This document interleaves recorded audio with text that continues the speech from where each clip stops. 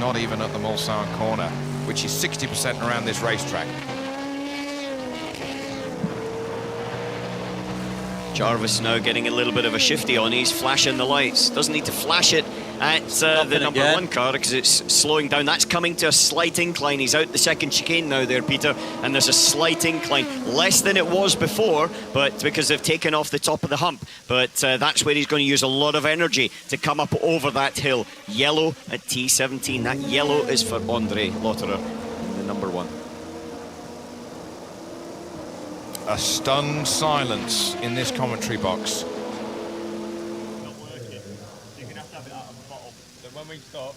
Now Thomas Laurent, little bit of a pep talk. This isn't your average pep talk. This isn't your pep talk that just into any race. This is a serious pep talk. It could be the making of a racing driver's career. Yeah, and for Thomas Laurent, this is his first ever Le Mans 24 hours, and he's got a chance of the big trophy.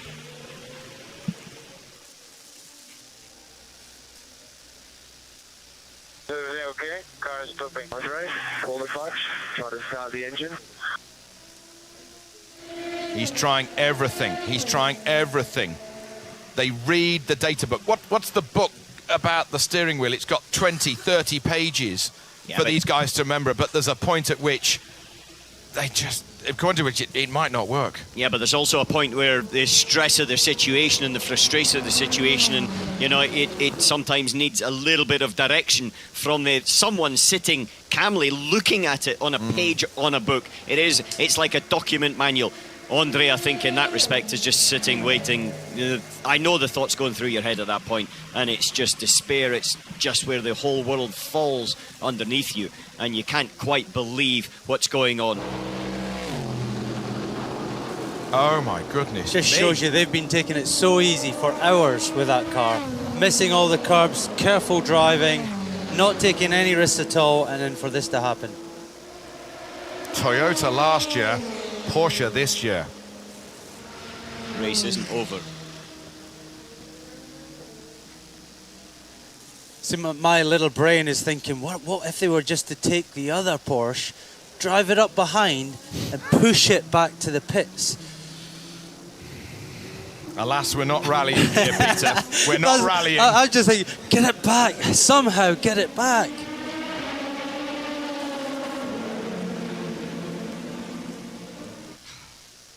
The look says it all. Oh, the belts are undone. The driver's radio's out. It's over. Porsche out of the Le Mans 24 hours for 2017 with the number one car. The number two car remains in this motor race. No, hold on a second. He's now looking, and is this to I think this is to disable the electric system on the hybrid so that the marshals can push it, so that the car effectively isn't still alive. And you can see the marshals on the left-hand side with the big yellow rubber gloves. And there you see the car number two, that's fifth overall right now. 13 laps still behind the man as he's on the radio there, Andre Lotterer. So he's got another external radio. Yeah, but he's not too far away from the car, so he still can, in theory, get back in if they have some situation where they think they've got a rectification to at least allow him. There's Jarvis going back. The second place man's taken another. It's only 10 laps is the difference between Andre Lotterer parked beside the circuit and second place Oliver Jarvis in the LMP2. You can service the car, you can do as you wish, but there's no toolkit in these things. They are so complex nowadays. But can he see if he can get that car running? Nervous, anxious looks down there in Porsche. So then, as the depth of this moment still tries to sink in with us here in this commentary box, they've now introduced a slow zone at that part of the racetrack so that that car can potentially be recovered by the marshals. They're beginning to say, are you going to be able to mend this car, or is it out? If it's out, we need to remove it from a dangerous part of the racetrack so that another car doesn't hit it. Andre Lotterer technically still leads this motor race, because he's still got a 9-lap lead, but that was a 13-lap lead a few laps ago. Because Oliver Jarvis in the Jackie Chan Racing Orica is closing in, closing in, closing in. 12 seconds was the difference in the last lap between Brendan Hartley. Now the most chance of anybody getting into the lead of this race is now Lotterer is actually back in the car. Both doors open, they're trying to get it into Adair. Here's the race director. It's Edward Freitas, his voice we're going to hear, race director.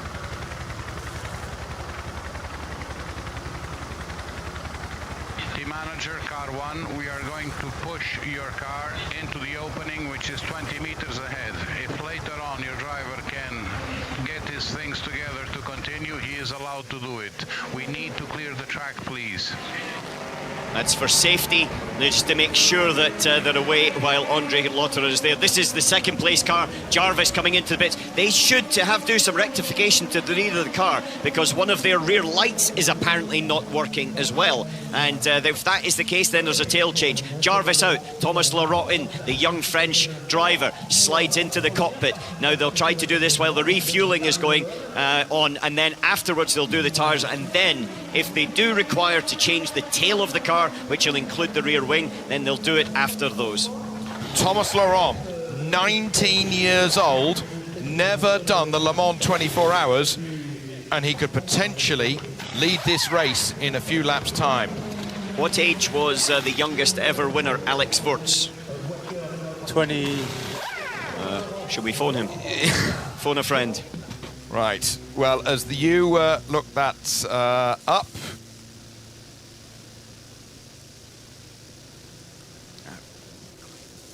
as the car gets pushed out of the race track, we're on board with the sister car, the number 2, coming past at a speed of 50 miles an hour.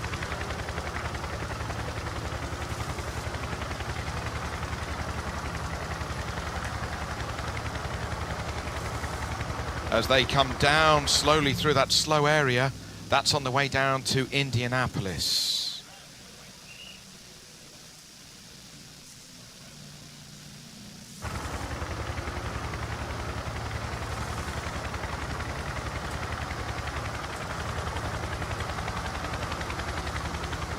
Okay, they're back to racing speed when they exit the Mulsanne corner, apologies. There's the green flag. Now they're back under racing conditions here in scorching sunshine in the French countryside. They are on their way down to Indianapolis as he steams past the Porsche GT. This is Brendan Hartley, former World Endurance World Champion, together with Mark Webber, who is here today, together with Timo Bernhard from a couple of years ago. And the sister car that was leading this race overall by some 13 laps looks very stationary after a loss of oil pressure, which is never a good sign for those of you who understand the internal combustion engine. Potentially, well, maybe no oil in the engine at all. That was the big worry. As they come through the Porsche curves, we're gathering ourselves together up here in the commentary box. Goodness me, as the Signatech Alpine number 35 is on its way. That's 4th at the moment, 3rd in class. Pierre Rag is in that car, and he is on the same lap as Matthias Besch, who is in the number 13 Rebellion that he's been sharing with Nelson Piquet Jr. and David Hannemer Hansen. Still got a slow zone where Lotterer's Porsche is being tended to. That is at the end of the back straight, the Mulsanne straight. But the Porsche of Brendan Hartley is now 2 laps and 9 seconds back of what we believe to be the virtual leader of this motor race if Lotterer does net going again. Thomas Laurent is in the number 38 car. The Brit, Oliver Jarvis, the man who won outright the last endurance race in Bahrain last year and who finished 2nd in the World Championship, is now down with Louise Beckett. Louise. Oliver Jarvis is obviously exhausted. Can you believe this? Actually, yeah. We were joking about it before the start of the weekend. I think with the increased pace of the LMP2s, it puts the P1s under more pressure. But I mean, I didn't expect all 5 or 6 to go out. But unfortunately, I think the number 2 Porsche will catch us before the finish. Or not necessarily us, but one of the P2 cars. But how good would it be to see a P2 winner outright? That would be special. You've got to have a word for Andre, obviously your former team member. Yeah, I mean, obviously gutting for him, you know, but he has won it a number of times, so I wouldn't feel so bad if we got to stand on the top step, but, you know, you don't ever want to see someone lose it due to reliability. But I'm focused on our race now, and 3 hours, 30 minutes to go, and hopefully we can keep pushing. We're driving well within the limits, trying to look after the car, but I think we might have to think about upping the pace because of the Porsche. I will let you go and rest and rehydrate. Thank you. Thanks very much. I was quite keen to hear whether he was going to get back in, actually. I wondered whether he was going to do the last stint or... Yeah, I think chances are, in that respect, what you have to do in this occasion is you look at who your fastest guys are, and the driving time that they've had. Can they physically get in by the regulations? And you've got to go for it. You've got to go for it. You never get these opportunities coming round again. Certainly not in a sort of career span that racing drivers have, that's for sure. Well, that was my question earlier on with Patrick Pilet down in the 91 Porsche leading GT Pro, and I just wondered whether that's exactly what's happened there, but you know, it was quite early, as you said. Now there's Andre Lotterer trackside, and even Andre Lotterer, tears in his eyes. How close was he to another Le Mans victory? My goodness me. The emotion, the passion, the cruelty, the love we all have of Le Mans coming out. These slow zones help the LMP2 cars because it reduces the length of the circuit as the 23 cars sitting at the side of the track there. Fabien Barthez, who is more famous in terms of being a goalkeeper for France than necessarily a racing driver, but that is helping the LMP2 cars, reduces the time availability a P1 has got to catch the LMP2s. So Fabien Barthez tracksides with his Ligier, regularly part of the European Le Mans Championship, out of this race as well. All that hard work, 3.5 hours to go. My goodness me. Here's the replay of 2 coming through. It's actually, sorry, it's not a replay, it's a restart after that slow zone. Brendan Hartley in that car. Brendan never won this race, won the World Championship.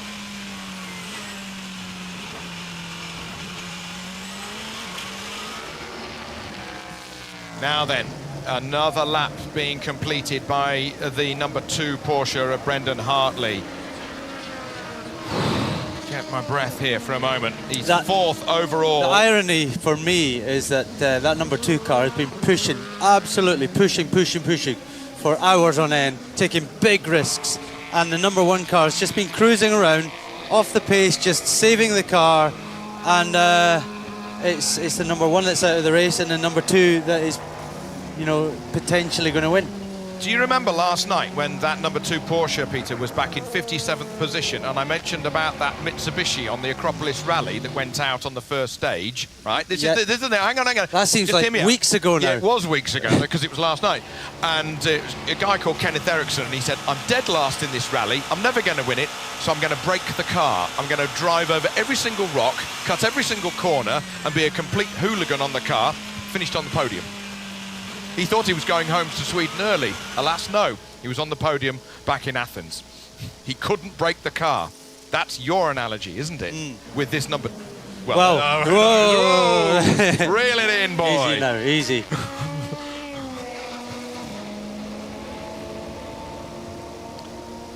Andre Lotterer still technically leads this race because he's done more mileage and more laps in that car with his teammates than anybody else here So in we're the seeing last. the second place LMP2 car, the car 13, the Orica of Matthias Besch.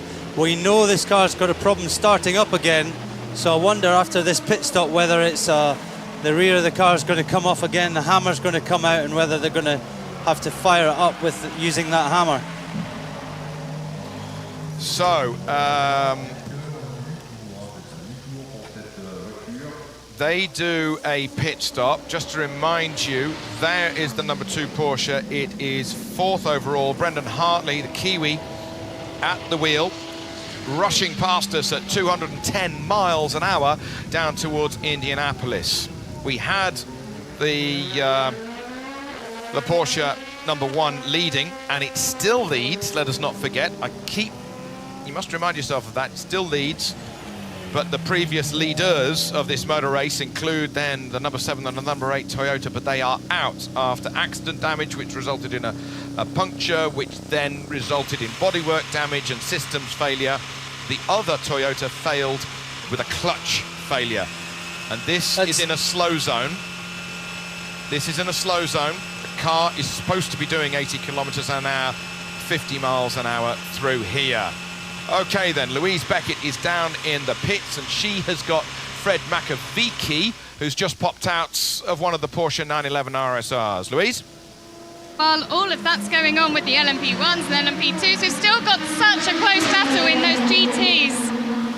I mean, at that moment, it's a really tough race. We still to be 5 competitors in the same lap. I mean, everybody got a small issue, or everybody got a good moment. For us, it was in the night where we were really competitive.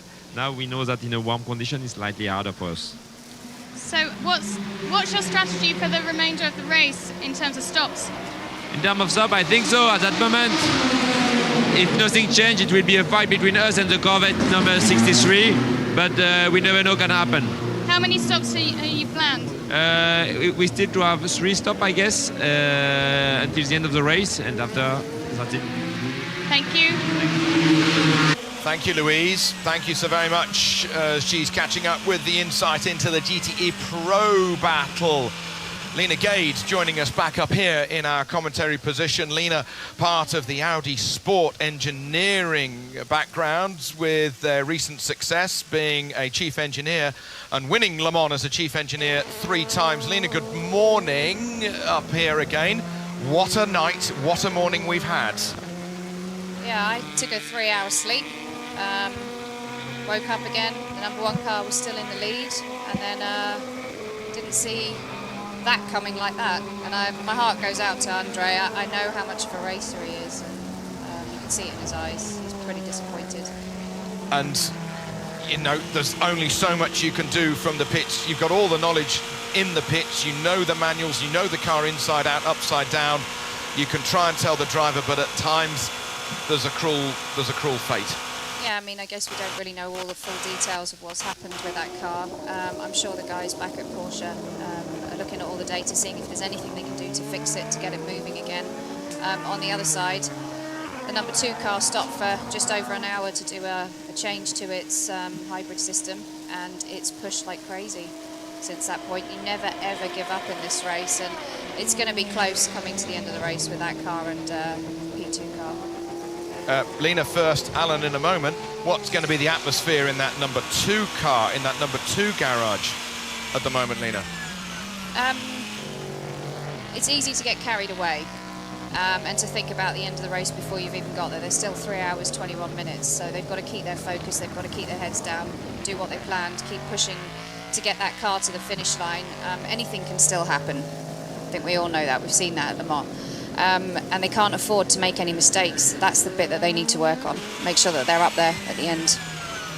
Alan, what would you be feeling if you were involved in that number 2 car from a driver point of view? Well, there's 2 sides to this. There's obviously this race, but there's 50 points towards the World Championship, and it brings that completely alive in terms of the big picture of the season. So you've got 2 pictures in your mind right now, or 2 pictures certainly from Porsche's mind. One is, you know, today, where are we going to finish? Is it going to be 1st, 2nd or 3rd overall? The chances are that car will win, and if it does, then it's 50 points. As you can see there, it's silly situations like that though. That can take it away from you. It's not necessarily your own making. Sometimes it can be just the making of the circumstance. That little clip there can damage, say if it's on the front wheel, it can then send a shock in towards the drive shafts and in towards the MGU, the motor generator unit. Well, it's what happened when the Toyota was leading, when it had that coming together with the Manor, and then resulted in a puncture. The puncture then flailed, but bodywork, it sort of moves on. But right now, you know, there's still a fair chunk of this race still to go. And so from that perspective, you do have to sort of try and keep calm, but you can't help have that little surge of adrenaline inside you. You just can't help it, because suddenly you thought you had no hope. You've been working all night, all morning with no hope of anything whatsoever. And then, boom, you've got a little glimmer of hope. And then that hope suddenly flourishes, and you can see something that you could never have believed 1 hour ago. Never have believed. It's like that Audi that won the Nürburgring 24 hours. They lost the fuel cap on the final stop, and as they went to find another fuel cap, they thought, should we put the wet tyres on because it's raining even more now? They put the wet tyres on and they won the race in the last 20 minutes. Yeah. I mean, they went from pillar to post with their emotions with the Audi in the Nürburgring. There is Ollie Jarvis, a man who knows about being at the forefront of these races in an LMP1 car.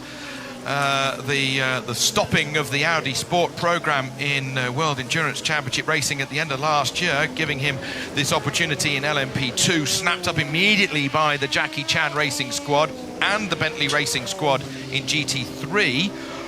What must be going through his mind? You know him better than anybody, Lena.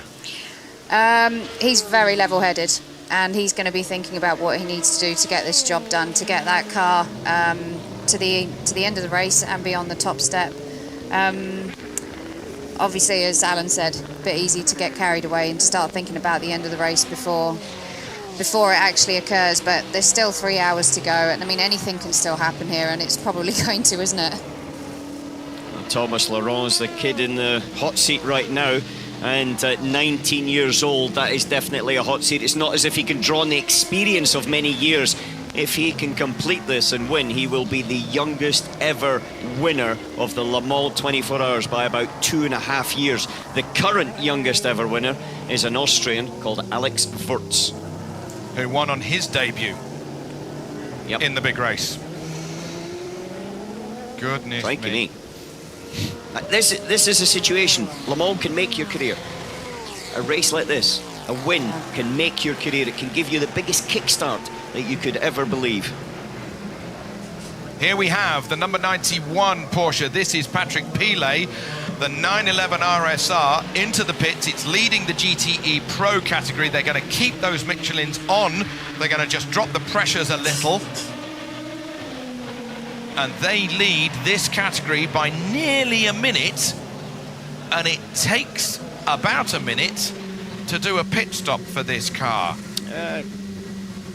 If they don't put the tyres on, which they're not going to.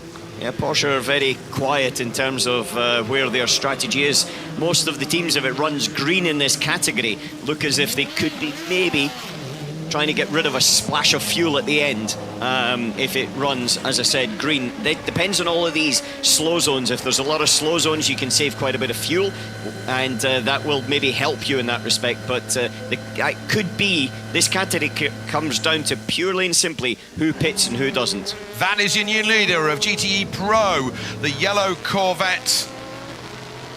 Yeah, it's gone into lead. It's gone into the lead. Jan Magnussen. Oh, careful.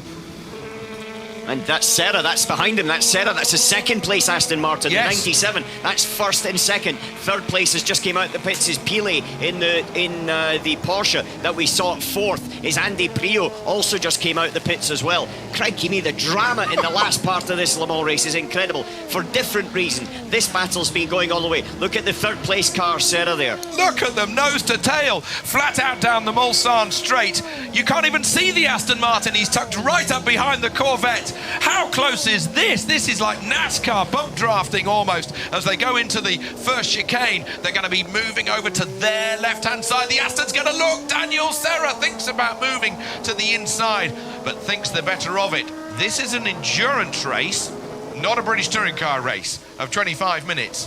You've just got to try and keep it all together. Easier said than done. But these are the best drivers in the world, in the best cars in the world. Yeah, but I can tell you that it could come down to that sort of British touring car where you have to try to do something. As Serra goes for the slipstream of the LMP2 car on the inside, coming down towards the second chicane. It looks like he's got alongside, and he's on the inside. He's going to have the inside line to be able to do it, and he's done it. Serra in the lead. The Aston Martin's retaken the lead from the Corvette of Jan Magnussen. Couldn't have put a piece of paper between those two cars as the Aston Martin guys look on, and that is going to be nervous times. The hard work they've done, the physical work they've done, the lack of sleep that they've had here at Le Mans this week, but it's that nervous energy, the adrenaline that'll be coursing through their veins, that'll be the mental energy wearing them out even further as we are coming up to midday here in central France, and the temperature gets hotter and hotter on one of the hottest days of the year. With the performance that Aston Martin has, where he's been able just to eke away that little bit of speed, that overtake is very important, because if he got bottled up behind the Corvette of Magnussen, then you've got a situation where then the Porsche and the Ford would creep closer and closer, and so therefore he had to be able to get past so that he could then stretch the legs. Now let's see what happens with that. So then, as we concentrate on this GTE Pro battle, that is first and second in class after 21 3/4 hours of running here, and there's nothing between them. The V8 Vantage Aston Martin and the C7R Corvette. British Engineering versus USA Engineering. That is the next news item, because that is the number 13 Rebellion. It's got Matthias Besch at the wheel, and we're going to hear from Race Direction of what is going on with that car. Stop and go penalty with engine cut on car 13 due to a pit lane infringement. Stop and go penalty with engine cut on car 13 due to a pit lane infringement. So, as Alan McNish pointed out now 3/4 of an hour ago or so, external assistance used by the mechanics. Is that the car? It's when they were starting the car, they couldn't start it, so therefore they basically took the engine cover off and they hit the starter motor with a hammer. He started the engine, and then they were working on the car with the engine working, and so therefore you can't do that. You can't be working on the car with the engine active as car number 2 comes into the pits. Hence the result, a stop-go penalty for the car that's second in category, third overall with Matthias Besch. Brendan Hartley is 32 seconds behind that Rebellion before he came into the pits that he's doing now. Stops absolutely on the line as the fuel goes in. They clean the side of the car. Obviously so critical for the aerodynamics and the air to not get disconnected from that part of the side pod. Cleaning the windscreen, keeping the tear off just in case, with 3 hours remaining in this motor race. They've got plenty of tear-offs on there. They've been conserving tear-offs. I think Conservation Fund there with about 4 or 5 of them. I think they could probably do a tear-off every one if they needed to right now, but ultimately not necessary. Back to the battle for first position, and even although Serra's overtaken Jan Magnussen 1 lap ago into this next corner, he hasn't really pulled away, so Magnussen's sort of been able to keep him in his sights within sniffing distance. Lena, you've been on the pit wall for so much success here at Le Mans. Have you ever seen Le Mans from this angle? No. Have you ever seen such drama at Le Mans? There's always drama at Le Mans. It's just how much it's amplified by nothing like this. The GT class is incredibly close, has been all the way through. And what's going on between the P2s and the P1s, I don't think anyone believed it was possible, even if we did talk about it before the race. I think it was possible if we talked about it 3 or 4 hours ago. Correct. Well, yeah. I'm absolutely amazed the way that this is topsy-turvied, one way or the other, where you're looking at a domination by one team at one point. Days went out, 2 cars of Toyota went out within a space of 10 minutes in the night, and then suddenly the car that was left out in the lead, all it had to do was run to the end, and it's just stopped in front of us. And now the car that went out right at the beginning and had an hour in the pits, more than an hour in the pits, to change the electrical motor in the front of the monocoque and is now coming back through. However, he has still to overtake 3 LMP2 cars that have been running pretty cleanly, and they will be leading this race in the space of about next 20 minutes. Well, Corvettes with the Chevrolet boys, they have won their class here at Le Mans 8 times, the last time of which was 2 years ago. The yellow getting on top of the podium. So there you have it. There you have Brendan Hartley ahead of Pierre Rag. So Brendan is on 4th position. So that's 4th on the road with the number 2 car. 5th is the electric blue coloured Signatech Alpine a little bit further back. So he's picking the cars off, picking positions off, picking points up. The run down to the Indianapolis.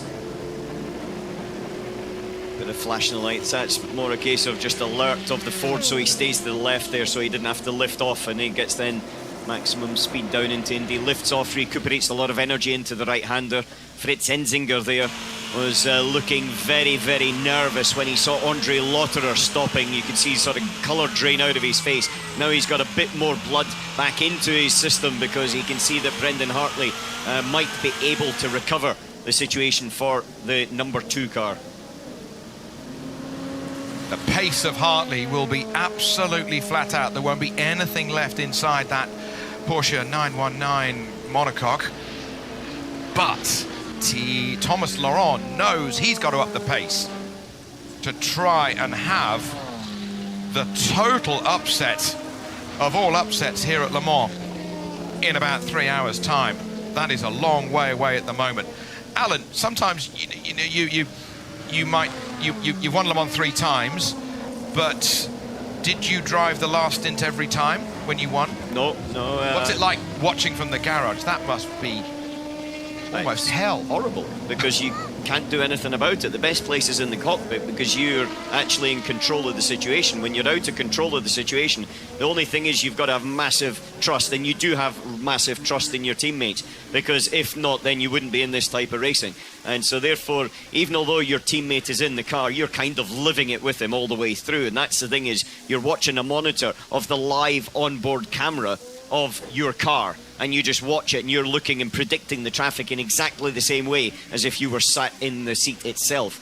And so from that point of view, you know, your energy levels and consumption is exactly the same sitting in the pit box as it would be if you were in the car. So you're not looking at these pictures, you're looking at a pure onboard shot from your car. The onboard camera shot that you see when we suddenly go to, say, the onboard of Hartley, for example, that is the picture that you sit there and you look, because that's the eyesight. That's what you're used to seeing through the visor, and hence that's what you know and you understand and you can predict and you can work with. So, yeah, that's what the car is seeing. That's what the car is seeing. So then, let's catch back up with number 38, getting past the Ford GT as it makes its way through Harnage Corner. He leads the race. He leads the race because Lotterer has been removed from the top of the data screens. So the Porsche is out. This is the leader of the 24 hours of Le Mans with 3 hours remaining. I've seen some drama in motorsport. All of us up here in the commentary box have seen some drama in motorsport. I didn't have this in the script. Oh my goodness me. Thomas Laurent, Ollie Jarvis, Hope in Tongue. When you hear that message, you're leading Le Mans, then there is definitely going to be a surge of adrenaline goes through that lad's veins when he crosses the line in about 2 seconds time, as he goes, now he's officially leader of the Le Mans 24 hours. You see 316 laps, 2 laps ahead of Matthias Besch in the Rebellion LMP2 car, and then another 2 laps back to then 3rd place Brendan Hartley, who is on the podium. Here is Matthias Besch. He's on the pit lane. He's in the Rebellion, the number 13 car. And that's all not allowed. That's gonna be penalty stuff, and that is why. Yeah, I know that's the replay, but that is why they're going to have to do this stop-go penalty. But ironically, can it start? That's the thing, you have to switch it off. And this is the second place car, and it can't start. And this is Brendan Hartley in third, and if he passes pit lane and that Rebellion is not out, he's second from 57th last night. That's why we're tracing his progress. The TV director has got eyes in the back of his head. He'll be watching to see if that red, white, and blue car is out of pit lane, and it's not, because the Porsche is now in second position. Yeah, the car's got going, Besh has got going. However, now Hartley's popped up into second place, overtaken Besh as Besh was stuck in the pits. They couldn't get that car moving. Mark Webber there on your left-hand side with a little bit of nervousness, you know, his Antipodean and also ex-teammate Brendan Hartley could be coming through to take this race victory, but he's still 2 laps behind race leader. That's Mark's car, remember. He won the championship in 15 with Timo and Brendan, and it's Earl Bamber that's taken Mark's place in that car, that he's now second here at Le Mans. Lena's lost for words, as occasionally I am, and there's a thing. You lost for words. Just give you a few words. If you look at Daniel Serra, half a second ahead of second place Magnussen in the Corvette as well, and then you've got third Patrick Peely for the 15 seconds behind, and then fourth place in GT Pro you've got Andy Prio there, 54 seconds back. Incredibly close. Now they're smiling a bit more than they were before. Mark Webber, Andreas Seidel and Fritz Enzinger going through. What a race Le Mans is. After 84 editions of Le Mans, you think you've seen everything. Nope. And what this does as well in LMP1, it puts Nakajima in the Toyota up to second. The car that's leading the World Championship in overall is now up to second in LMP1. And is potentially going to score 36 points because it's double points here at Le Mans. Yeah. My goodness me. Jackie Chan Racing leads this race with Thomas Laurent at the wheel. Looks like they're going to put Hopin Tung in. Oliver Jarvis out of his overalls. Does that mean, do you reckon, Lena, that he won't be getting back in? What Maybe would you have done? In this situation, you go all out. You put in your fastest drivers without a doubt, and you just go for that win because you've got nothing to lose right now. You've got this once-in-a-lifetime opportunity. Yeah. You're never going to see this type of situation ever happen again, certainly not in our time following the sport. And so therefore you do have to go for it. When you've got one hand on that prize, you grab it and run as fast as you can. That is the only thing you can do. And if you take it any other way, you don't deserve to win it. You've got to go for it. Absolutely got to go for it. Same way that the Toyota had to go for it when it came from behind. Same way that Brendan Hartley has to go for it. Because these guys don't know what it's like to stand on top of that podium point at this time. Laurent definitely doesn't. Brendan Hartley has won other races and championships, but he's never won Le Mans. Matthias Besch has never won Le Mans. He wants to stand up there, and they have to try to attack to get it. It is the ultimate hare and the tortoise race, isn't it? Between the mega budgets of the big manufacturers and a car that you and I could buy with a big sponsor for €500,000 as a rolling chassis. Yeah, I think the one thing is, since Audi pulled out, there were 6 P1 cars that went into this race. One was a privateer team, and the thing to take away from this is it was a race of attrition. It's sort of going back to a time when that was actually the case, and it was about getting your car out onto track as fast as you could, faster than everybody else. That's what the number 2 Porsche has gone and done, and it may well pay off for them, and it will be impressive. It will be impressive. So we're riding on board with Kazuki Nakajima. He is 12 laps back of the overall lead of this 24 Hours of Le Mans with 3 hours remaining.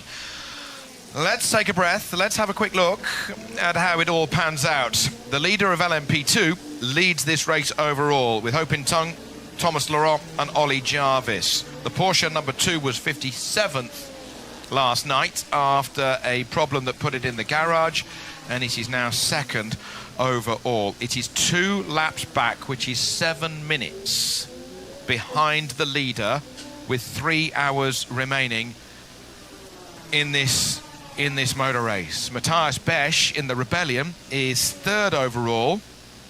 GTE Pro is being headed by the Aston Martin with the Corvette right on its tail.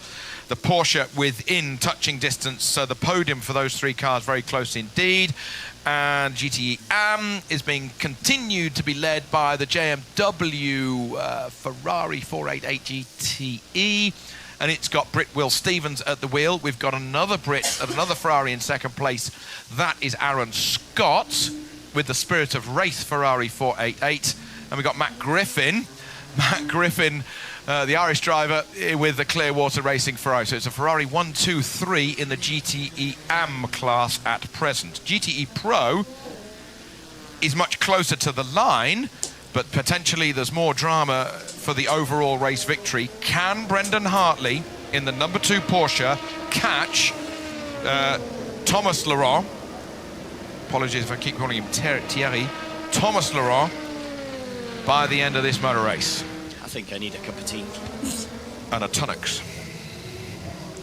Well, he's delivering a good run so far. 32.3, roughly the same sort of times as Oliver Jarvis was doing just prior to the pit stop. And so he's running his way through traffic, being quite aggressive and getting on with the job. It's going to be, as you say, well, that last lap, it was only 8 seconds was what Brendan Hartley was able to take out of it. A slightly slower lap, a 3 minutes 24.8 for Hartley, a 3 minutes 32.3 for Thomas Laurent. There's some, as you say, more smiley but slightly intense faces down there in the Porsche pit. Halfway up the pit lane. He's just passing his pit box now on the right-hand side. He'll have a look at the actual pit board itself. Possibly a radio message lifting off, coasting in towards the actual chicane. You can see the light there signalling on the side, the one single red light. That signifies that he's leading the category LMP1, but the leader of the race overall is the number 38 with Thomas Laurent on board, which is 2 laps up the road. The mighty 38. It comes back again, doesn't it? The mighty 38, as we're on board with Brendan Hartley. So number 24, Manor, that was, sorry, replay. He comes over the start-finish line to complete another lap. Let's have a look at the lap time for Brendan Hartley as he crosses the line. 3:22 that he has done. That's 10 seconds a lap faster than Thomas Laurent. That was the fastest 6 hours of my life in commentary. I loved every single minute of it, but my goodness me, folks, have you got a great 3 hours remaining in this motor race. Julian Porter is just going to jump in from now to the end of the race, and I'll join him with about an hour to go or so. In the meantime, let's catch up with the leader with what's going on board. Listen in.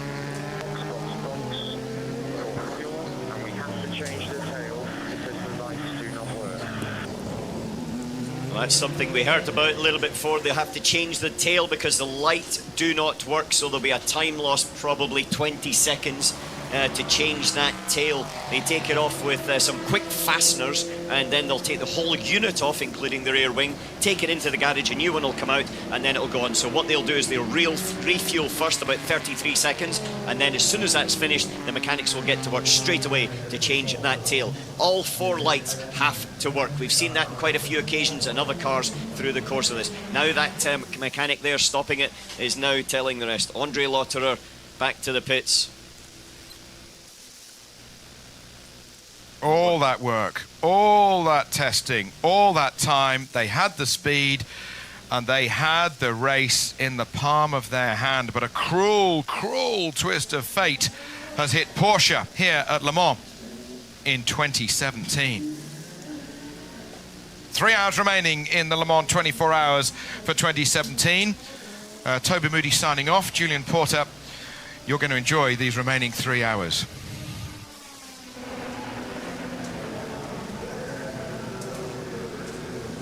This is the car, this is the leading car overall coming into the pits. Stops on the marks, clean the screen, clean the front lights.